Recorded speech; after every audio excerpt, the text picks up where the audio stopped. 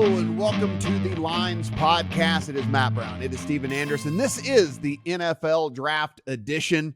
Want to put this out there. This is being done on Thursday prior to the draft, so we are 7 days away. This information will change and can change drastically, rapidly, so just understand that we're going to do the best we can to give you the overarching thoughts from each of these positions or each of these markets that we talk about.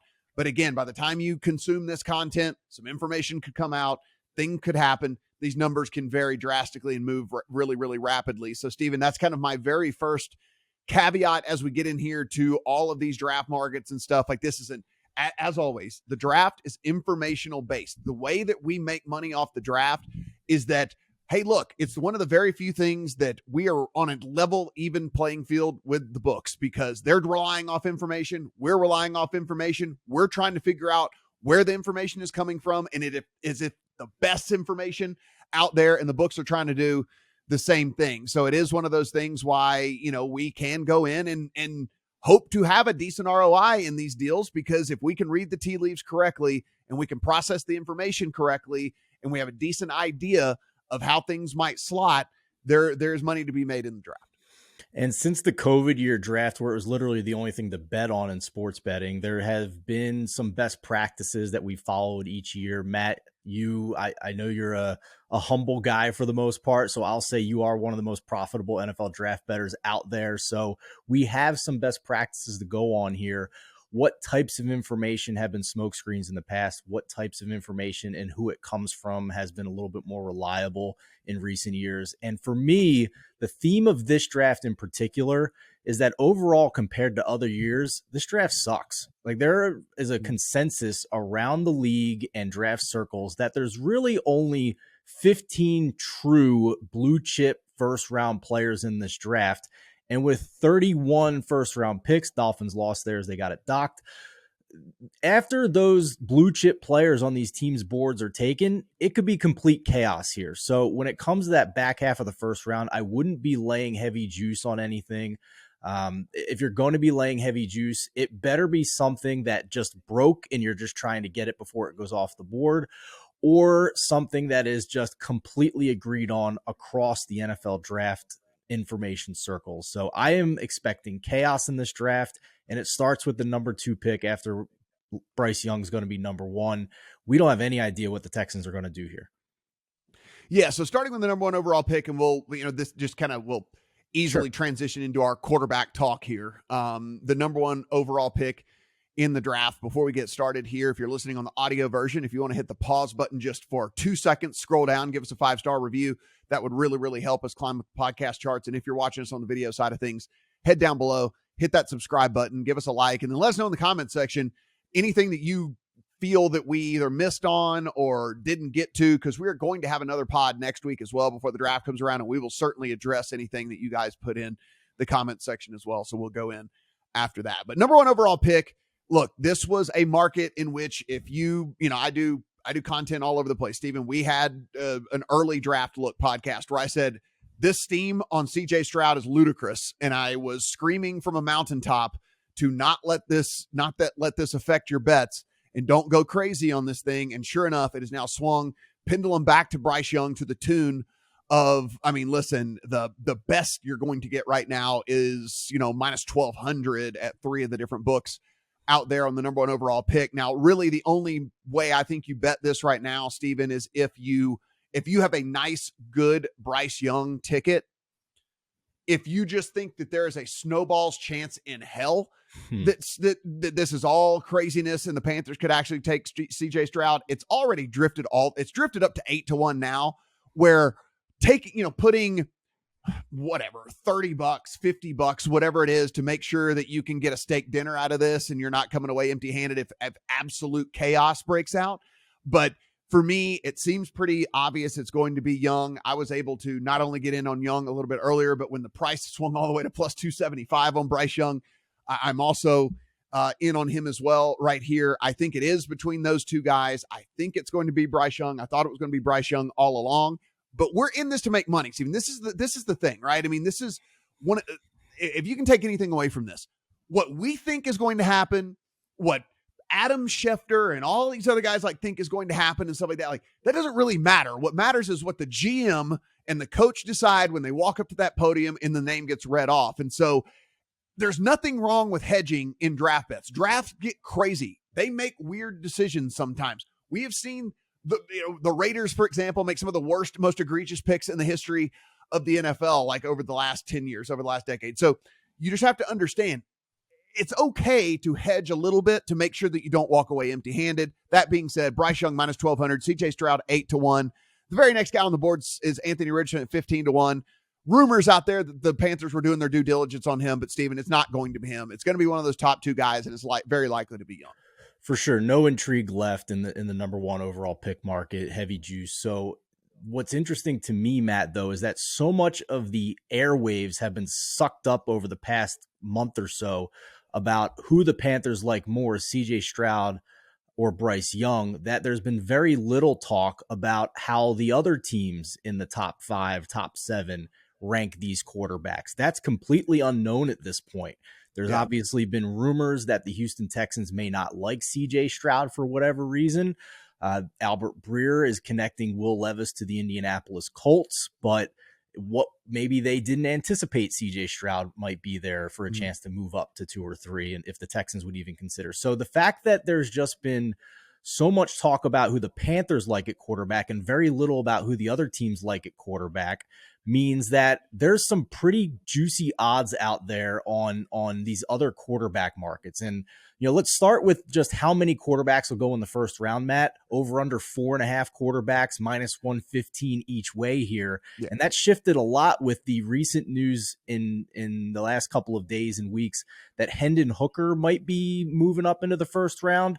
Pete Schrager, who has been right about some things in the past, but completely whiffed on putting Malik Willis in the first round last year. So this to me, Matt, is a storyline that happens year in and year out. Some fringe quarterback is getting rumored to be taken in the first round, and then he doesn't. So I'm not buying it. There's also been a steady stream of information that Anthony Richardson might plummet, and if not him, teams don't like Will Levis as much. So I think it's a bit of a reach that 5 quarterbacks will go in the first round. And I like this kind of, standard minus 115 juice on under 4.5 quarterbacks in the first round.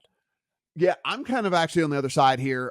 Really? Okay. I think a team's going to end up taking a flyer on Hendon Hooker. And here's the thing. I honestly believe now he wouldn't go number 1 overall, but had he not gotten hurt, I think he would at least be in the conversation right there with Young and Stroud. And so with all of that, I mean, the really the only knock now at this point is the age thing, because if we believe that he's going to have to sit for a year to be completely healthy, he's going to be a starter then in his year 26 season. And the thing is, yes, that's not great, but at the same time, if you get 8 to 10 years out of a quarterback, any NFL franchise will be perfectly fine with getting 8 to 10 years out of a quarterback.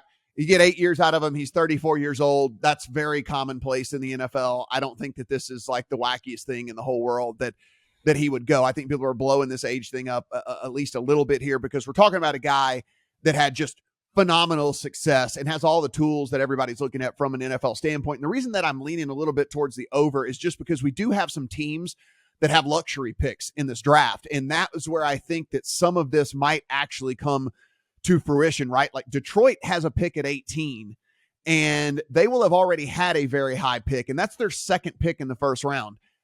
If they wanted to take a Hendon Hooker, nobody's going to lose their mind over that for this Detroit team, because, by the way, if you look at the Detroit team on paper, they're pretty damn stacked on both sides of the ball. And so just admitting that Jared Goff isn't necessarily the franchise future here, I don't think anyone's losing their mind at all on that. You have Tampa at 19, certainly needs a quarterback. You have Seattle that has again, one of those luxury picks I'm talking about. Their second pick in the first round comes at pick 20, where they will have already had a top 5 pick and then can come back. And if they wanted to take a Hendon Hooker at pick 20, nobody's losing their mind. Pick 23, Minnesota. You don't have to play Hendon Hooker in year 1 because you still have Kirk Cousins on a 1-year deal. So he could be the bridge to get to Hendon Hooker. So I don't think that it is Cousins. I don't think that this is like the craziest thing in the world for one of these teams to kind of lock up a dude that, again, you get that 5th-year option and with a luxury pick, whatever. Now, it's probably got to be one of those teams. It's probably got to be Detroit at 18, Tampa at 19, Seattle at 20, or Minnesota at 23 for this to get home.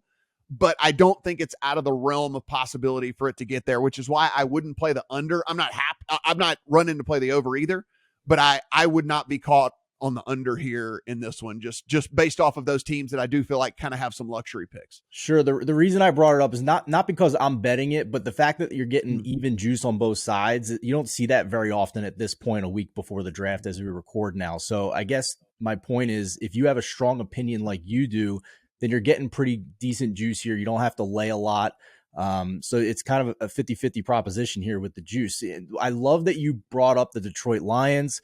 The other team I want to bring up is the Las Vegas Raiders, who were already reported as very much in the mix, trying to move up to the number 1 pick here, despite the fact that they brought in Jimmy Garoppolo. So we know that they are interested in a quarterback in this draft. Those two teams are where you can get some really juicy odds in the market here to tie them to some of these other quarterbacks. To draft Will Levis, the Raiders are plus 800 at FanDuel. The Lions are 50-1. To draft Anthony Richardson, Indy plus 350. I don't think they're tied to Anthony Richardson. I think there's solid reporting from Albert Breer tying Will Levis to the Colts. But the other teams on FanDuel, Las Vegas, 4-1 odds to draft Anthony Richardson. Detroit, 20-1 odds to draft Anthony Richardson. Like you said, they have 2 picks if they wanted to do that. And if you don't want to get specific on which quarterback they'll draft, you can get the Lions plus 750 to take a quarterback, and you can get the Raiders plus 250 to take a quarterback over at DraftKings. So I agree with you. Those luxury picks, and the Raiders, I'll add as well, is already being tied to the quarterback market. That's where you can get some really interesting stuff. And I'm curious what you think about the Indianapolis Colts overall, because I'm convinced at this point that they are not going to trade up, either because the Texans are in their division and don't want to, or they know that the Cardinals are basically not taking a quarterback. They don't have really a big reason to trade up one spot. And lastly, despite the research they've done on these first-round quarterbacks, ESPN's Jeremy Fowler reported that the Colts not only flew out to BYU to give a private workout to Jaron Hall, but also had him in their facility for another workout. So they worked him out twice now, kind of in the mold of that round 2 upside quarterback that Jalen Hurts was. And Shane Steichen, obviously coming over from Philadelphia, their OC, they went the second-round quarterback upside route. So to me, it doesn't necessarily indicate that the Colts are going to pass on a quarterback in round 1. But if their guy isn't there, I don't think they're going to force it and take a quarterback. And it also makes me think they're less likely to give up more capital to trade up for a quarterback. So if that happens, then there are some amazing long shot odds on the Colts or the number 4 pick to be one of these elite corners, to be one of the defensive players. So that's interesting to me as well with the Colts situation.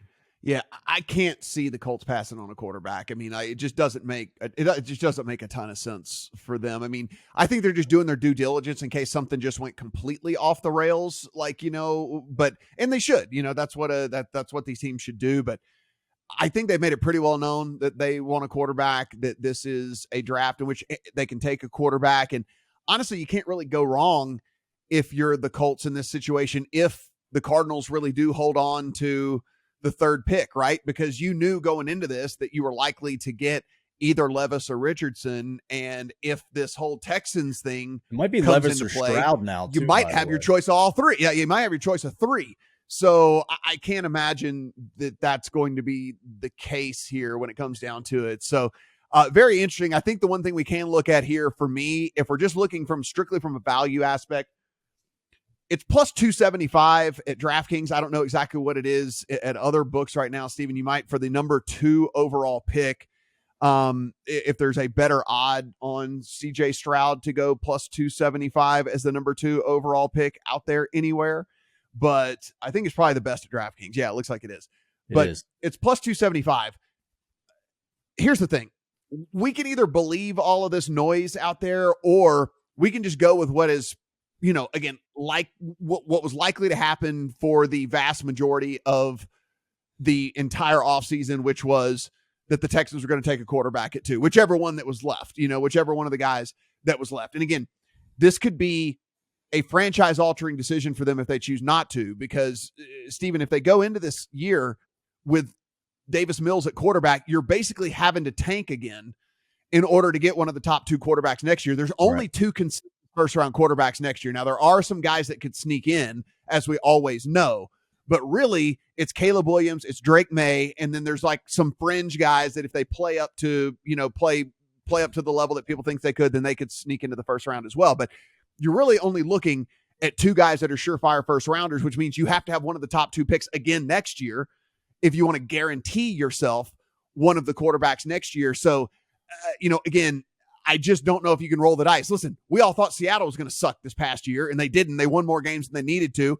The Texans, by the way, maybe the most egregious win in NFL history to put them at number 2 right here, where they could have taken Bryce Young at 1, and instead they decided to win in week 18, a meaningless game that put them at 2, and now that puts them in this weird position. So again, I am not off of this whole CJ Stroud going number 2 thing. I actually think that this is a lot of smoke going on out there, in my opinion.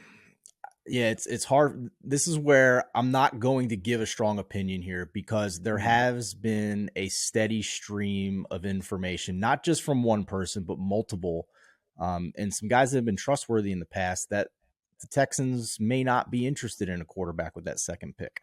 Now, what I will also hedge with there is that the dumbest thing the Texans could do is not take a quarterback and keep the pick. If you're not taking a quarterback, there are teams that are confirmed interested in quarterbacks in this draft, and you need to trade that pick to move down 2, 3, 4 spots and still get a blue chip defensive player and extra draft capital. Your roster sucks.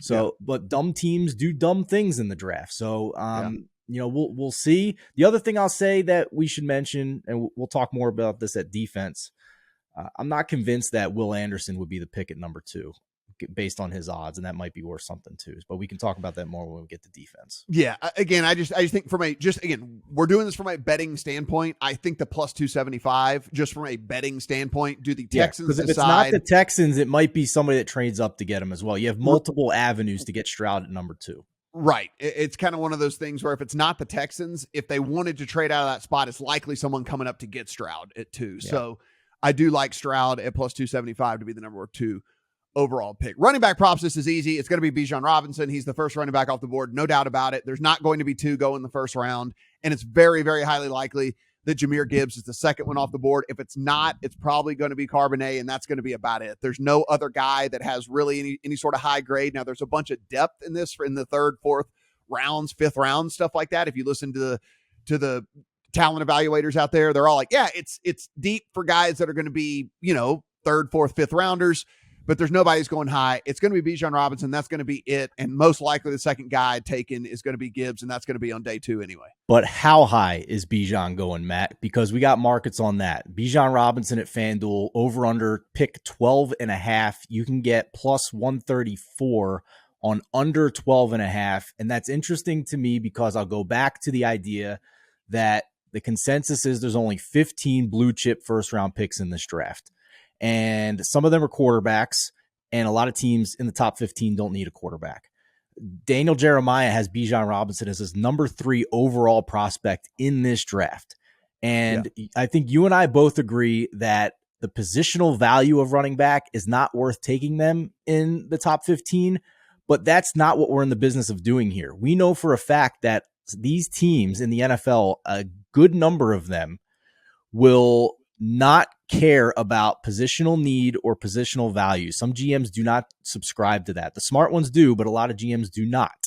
And they will trust their board when it comes to the first round pick and strictly go by grade. And if Bijan Robinson has a top 10, top 5 grade on their board, then they are not going to pass on him for a positional need that high in the draft. The positional need trumping grade generally will come in the later rounds when you have guys that are pretty close together here. So, for example, the Atlanta Falcons, we already know that they subscribe to the idea of sticking to the board and going with the grade over positional need because they spent a top 5 premium pick on a tight end in Kyle Pitts. and they're trotting out a sixth rounder right now. And we know Bijan Robinson is not just a 2-down back. He is a 3-down back with great hands. And the other thing I'll just mention here is too, I don't think teams care so much about the cost of the running back at this point as we do, and draft Twitter does, and fantasy Twitter does, because Christian McCaffrey was the 8th overall pick on a 4-year contract. That total contract was only $17 million, and they have a 5th-year option on him. If Bijan Robinson is the elite player in this draft and one of the few offensive elite players in a draft where a bunch of wide receivers are not considered to be top 10 picks or even top 15 picks, I like that under 12.5 on Bijan Robinson. Well, we have to just look at the outs is the thing, though. That's what we have to do. And again, so Carolina's not an out. Houston is not an out. Arizona's not an out. Indy is not an out. Seattle's not an out. Detroit is not an out. I have 3 I think are outs. Atlanta, Philadelphia, and Tennessee. Those are the 3 I think maybe. It comes down to 3 outs, and in those 3 outs, I think the very, very most likely is Philadelphia at 10. They have a roster that is complete enough that if you think you are one super playmaker away from getting right back into the thick of things yet again. Now they did have some attrition on that in the offseason, but they're still a pretty loaded team. And so there's not a glaring place of need for Philly. And so I do think 10, I kind of look at this as a 1-out bet. I don't think Atlanta is going to take I just do not think Atlanta is going to take a running back. Like I cannot see that actually being the case here. I do feel that this is a very big, very, very big kind of 1-out play in this, but it's a very strong 1-out as well, right? That's the other thing. Are you talking about very Tennessee? Strong 1-out with the Eagles. Oh, with the Eagles. Okay. I actually think Tennessee might be the stronger out because they've already been rumored to try to trade Derrick Henry. Teams don't always draft for need in that upcoming season. They have their eyes down the road. We've heard a lot of GMs talk about building strength on strength so that the next year comes around and the cupboard's not bare at that position at that point.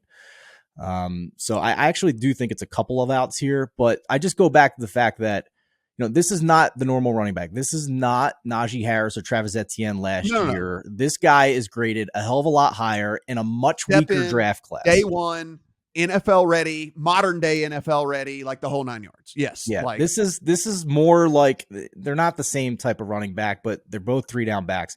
This is more like a Christian McCaffrey type running back. And, when I saw some of the most respected draft evaluators out there make this guy one of the top 5 overall players in the draft, and there's only 15 good players in this draft, that's when it piqued my interest a little bit, that teams might just say, this draft sucks. We can get similar guys in later rounds.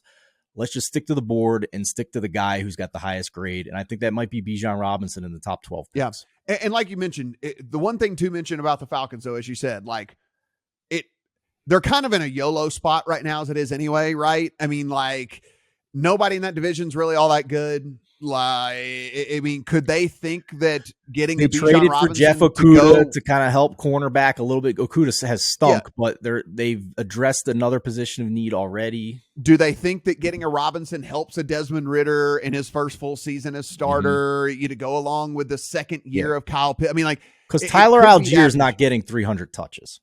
Yeah. So it's interesting. I still would lean over because I think it's still a 1 or 2 out bet. But like you said, sometimes teams just start drooling over these players, and rightfully so. And a guy like this guy just doesn't come around very often, and so they might have to pull the trigger on that one. Off to the wide receiver position. First wide receiver off the board is a big favorite of being Jackson Smith and Jigba. Now, if you wanted to go to one of the long shots, the next 2 guys, Zay Flowers, Jordan Addison, that's 5-1, 7-1, Quentin Johnson sitting 10-1. If you look at these mock drafts out there, Stephen, and if you kind of look at really and truly where these guys are going to go, it seems to be like it is pretty much the consensus that it's going to be Jackson Smith and Jigba going. If you look here, there is a very, very strong tie to that second pick that the Texans have.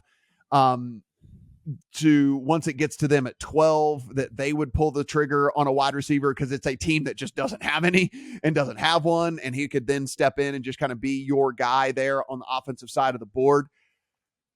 I would say that is pretty strong to go with Njigba there at 12, but listen, that's why his number is sitting 12.5, right? Because he has one. It's almost a 1-out bet for that one too, right? I mean, it's like almost a 1-out bet for that one because you just can't really put a strong tie to him in any of those other teams in the top 11 picks.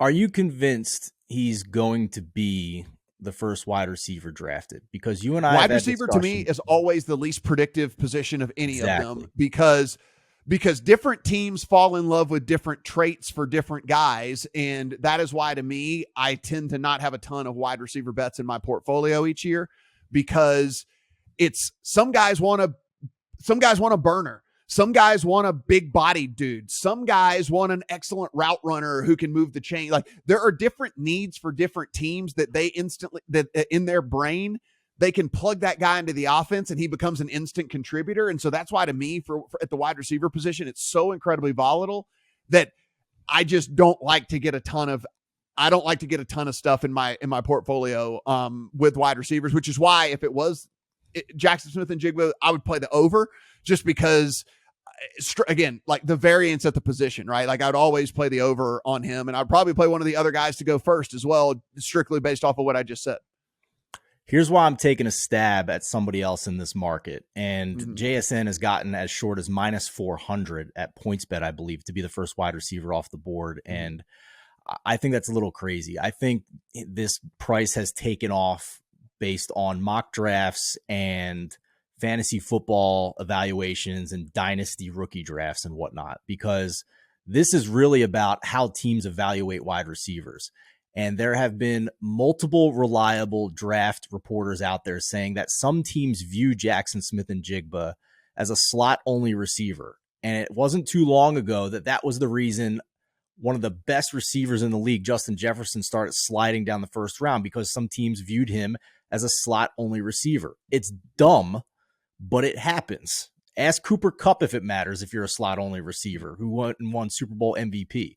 So the reason I bring this up is because, Daniel Jeremiah is one of, if not the most respected draft analyst in the game. He wants to be right with his mock drafts, but he's also tied into a lot of team sources, obviously working for the NFL Network. And he has been steady with ranking Jordan Addison as his number one wide receiver. And not just number one of the top 10 overall players in this draft, despite draft Twitter downgrading him big time for a poor combine. The other thing I'll mention is Pete Schrager, who has been awful when it comes to quarterback news in his mock drafts, but has hit on a lot of other really good information in recent years at other positions. And he said he knows of at least one team that has Jordan Addison as their number one wide receiver still. And to your point, Matt, this draft does not have a burner. There is no wide receiver that went out and ran in the 4.3s. So the Henry Ruggs style guys that skyrocket up draft boards are not a threat to Jordan Addison this year. So, you can get 10-1 on Jordan Addison to be the first wide receiver drafted in this go around. Right. Do 1 in 10 drafts. And that's it. That's what we have to say. Like, does that happen 1 in 10 drafts? And I think in 1 in 10 drafts, it probably does because we've seen wide receiver be so incredibly volatile. Yeah, for sure. And the other two wide receiver bets I've made are tying teams to the wide receiver market out there. The Dallas Cowboys in the past have not exactly been good at hiding their intentions with the NFL draft, right? They have had visits and in-depth connections with JSN, Josh Downs, Quentin Johnson, Zay Flowers, Jalen Hyatt.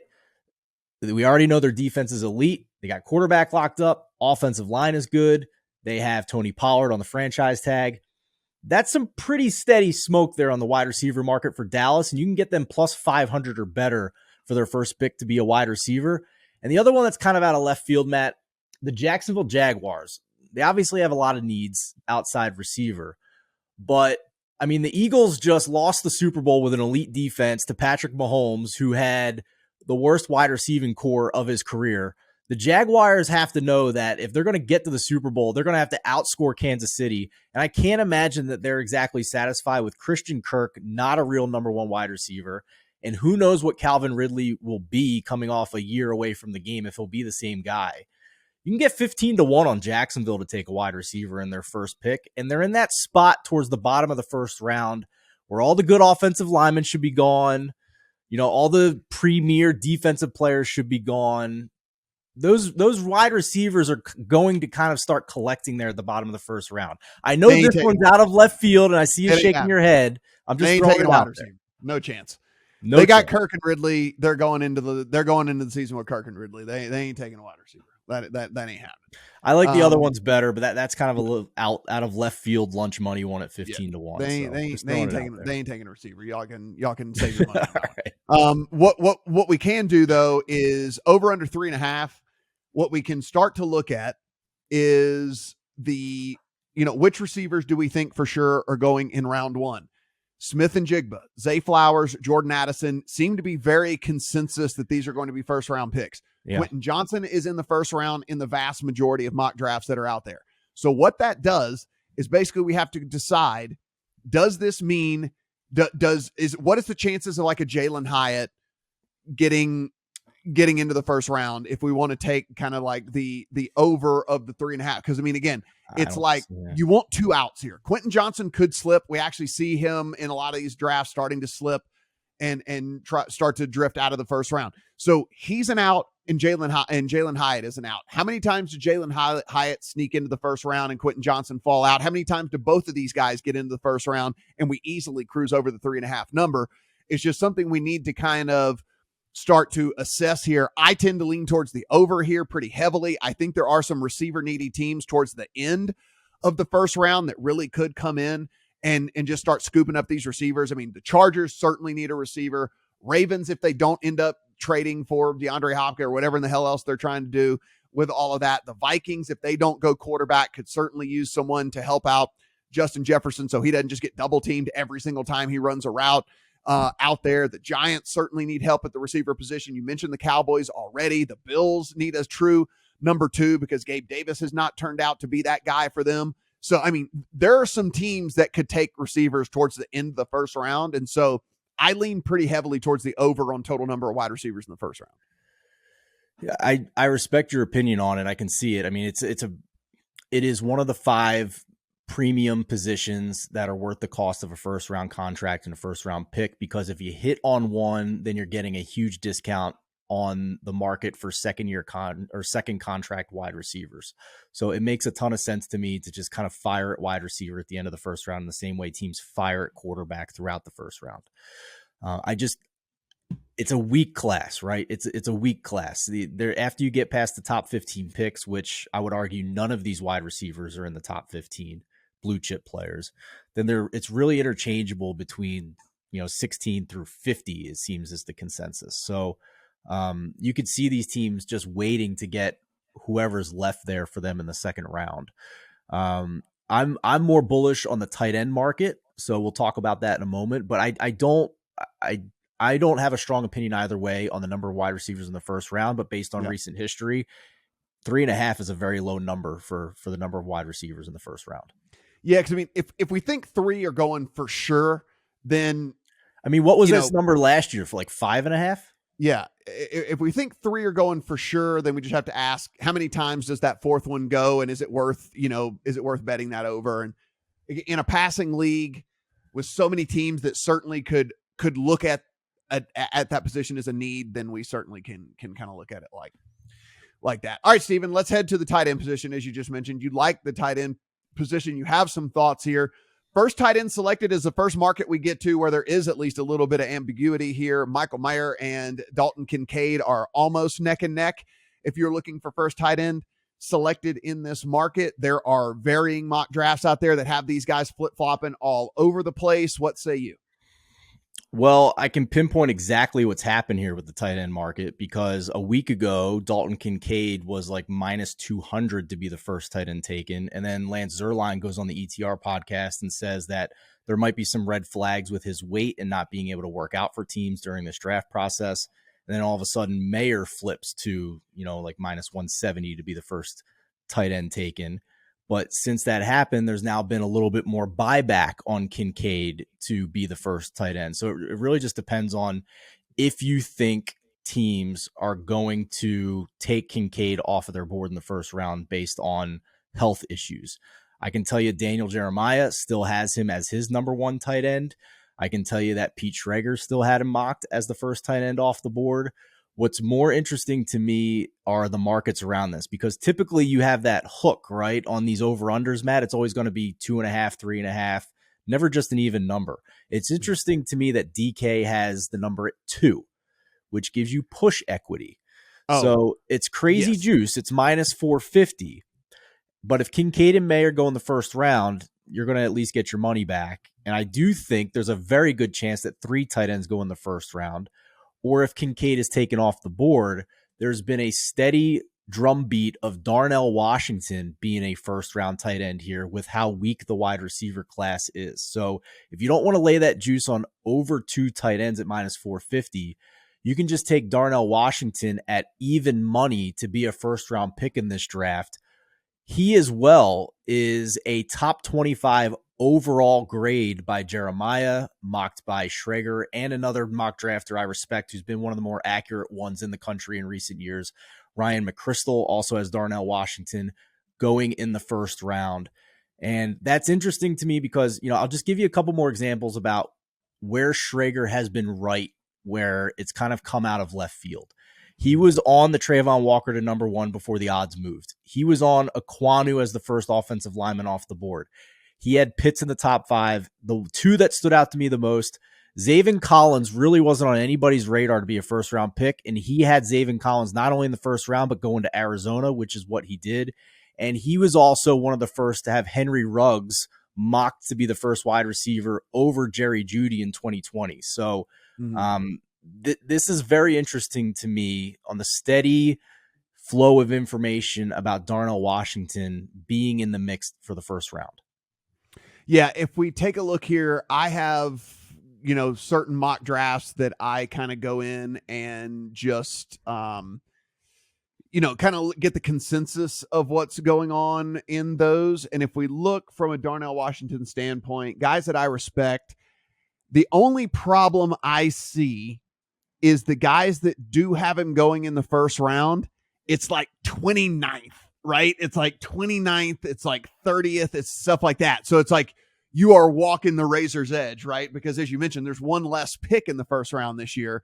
Mm-hmm. So it is like you are really, really kind of walking the wire there to have him go in the first round, because it's every good mocker out there that even does have him going in the first. It's like one of the last 2 or 3 picks in the first round. And so that's at least a little scary from a betting standpoint. But so let me ask you this then. Do you think there's any way that only 1 tight end is drafted in the first round? I do, if people are really and truly concerned about this Kincaid stuff. Like, okay.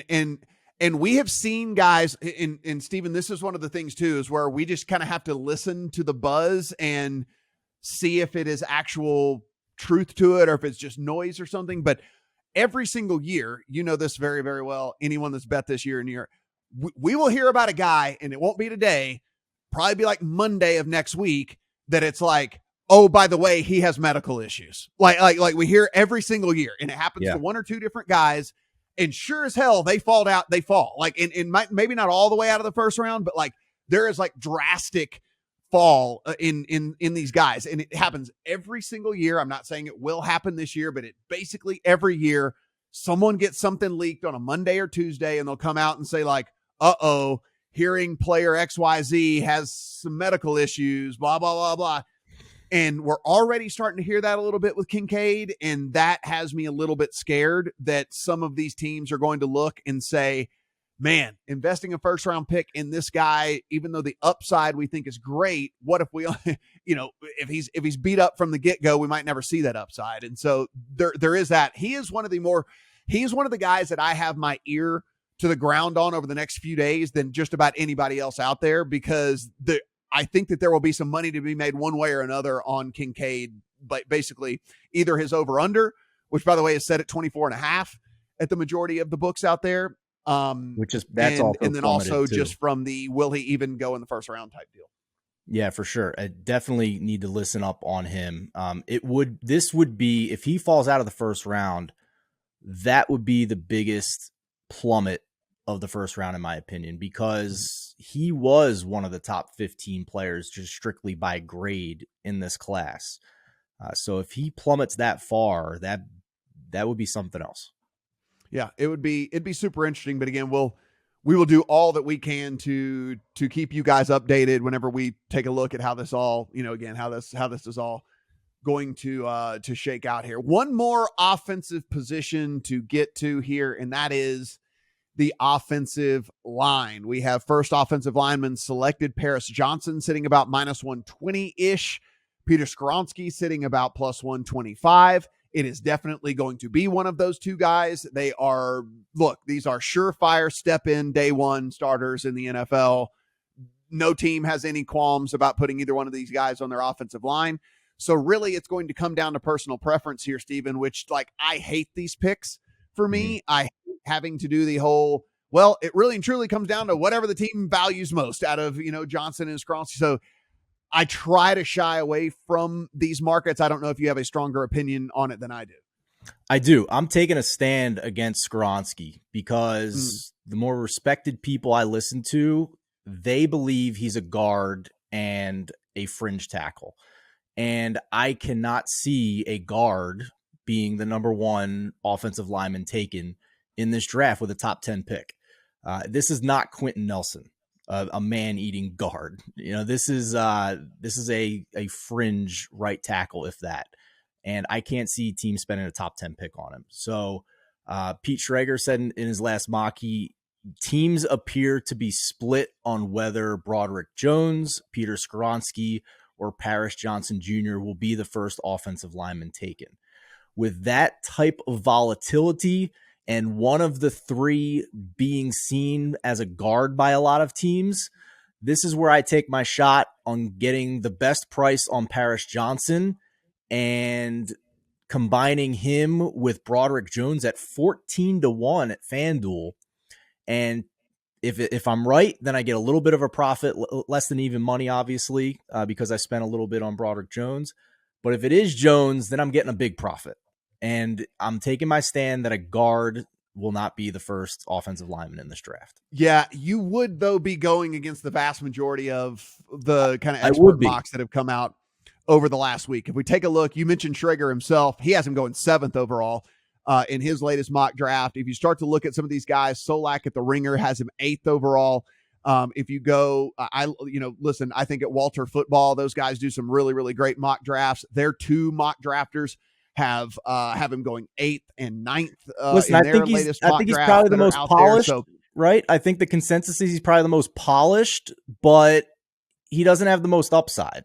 And there's some other guys that have upside and are more likely to play tackle at a high level in the NFL based on that athletic upside. So that's kind of where my reasoning is going here. I acknowledge the mock drafts are against me on this one. Yeah. As far as Paris Johnson goes, and the reason why I do at least lean a little bit towards him, though, like I said, probably not a market that I'm going to be betting, is I do wonder if the Ohio State factor comes into play, right? Where it's kind of like, hey, this dude played at Ohio State. Look at all these Ohio State guys that go to the NFL, et cetera, et cetera. And, I think sometimes teams can get a little bit wrapped up in that as well, right? Like where they look and say, hey, this guy played at this blue chip program and was played against other, in practice every day against other blue chip guys on the defensive side of the ball. So he's already, really truly conditioned and stuff. And I think there's something to that, right? I mean, I think there is something to that, which is probably why the Broderick Jones stuff is starting to get a little bit of steam as well, because he is a dude that played at Georgia, and you play against SEC teams every week. You play against your own team, which, by the way, is full of NFL guys on the other side of the ball, right? So, I mean, you're getting trained basically against NFLers every single day at practice. And I think that there are some teams that take that into consideration when they start to really put together who they want to, spend their high draft pick on. I agree with you. And I think, without a bona fide star left tackle in this draft class, that's why I'm going to take my shot on the guys that are most likely to be tackles, at least right tackles in this draft. So that's my reasoning on this one. Yeah, if we look at the positional total of offensive linemen, which is something that, again, we're trying to, figure things out here with all of this, how many different guys are going to go at what position and stuff like that. The positional total on offensive linemen is set at 5.5 to go in the first round. Stephen, if we look at the majority of these mock drafts that are out there, again, Johnson's going, Skoronski's going, Jones is going, Darnell Wright from Tennessee is going. Definitely. For sure in the first round. So we're at 4 already. Do we get to 2 more? Because that number, again, is sitting 5.5 right now out there for total offensive linemen drafted in the first round. It's tough, man, in my mind. With so much volatility between the grades of these guys and them not really having first round grades, but having to be picked in the first round, I think team need starts coming into play at that point. And I don't see these guys being top 30 level grades, top 32 level grades in some of the respected evaluators out there. I'm not sure if you see the same thing or not. I think there's a correlated play here. And it's, if you think wide receivers goes over, then I think you probably look at offensive line going under, because some of these teams that could spend on an offensive lineman, if they choose a receiver instead, then I think that really puts it under the gun. Like we said, there's only 4 surefire first rounders in Johnson, Skoronski, Jones, and Wright. Now, Osiris Torrance has been mocked in about half of the drafts to go in round 1. Anton Harrison out of Oklahoma, about a little less than half to go into the first round. And then after that, you really start digging at the offensive line position as to another first rounder. I mean, there is Dwan Jones out of Ohio State. There's Steve Avila that is out of TCU that has getting, a little bit in the first round. But again, these are all guys that, of the respected mock drafts that I follow, I would say about 10% of them, have them going in the first round here. So for me, you are getting right now under 5.5 over at DraftKings is plus 200. You're getting 2-1 on the under of offensive linemen drafted. And I think that is a really, really, really strong bet. Again, especially if you think that wide receiver is going to go over as well, because some of those teams that might be looking offensive linemen, if they choose wide receiver, then we're really going to get into a crunch trying to get to 6 offensive linemen drafted in the first round. And tight end might help with this as well, because we know that 3 tight ends have top 40 grades. 2 of them have top 25 grades. That could also contribute to O-lineman going under. Yeah. Guys, again, everything we do absolutely free here. So please go down, subscribe, rate, review. Let us know in the comment section if you're watching on the video side what you think of all of this. If you are on the audio side, hit pause, go down 5 stars. We do appreciate all that. Follow us in the Twitter, and then also get in on the Discord as well for continued draft talk and some different things that we've got going on. Stick around for part 2 of this, where we will go through the defensive side of things. There is also a top 5 market. There's a top 10 market. There are also draft matchups that are available out there as well. And we will run through all of those and give you our thoughts on what is either already in our account or what might end up on our account as well. You want to follow Stephen on the Twitter machine at Stephen Andress 1. You want to follow me at Matt Brown M2. Good luck on all of your draft bets.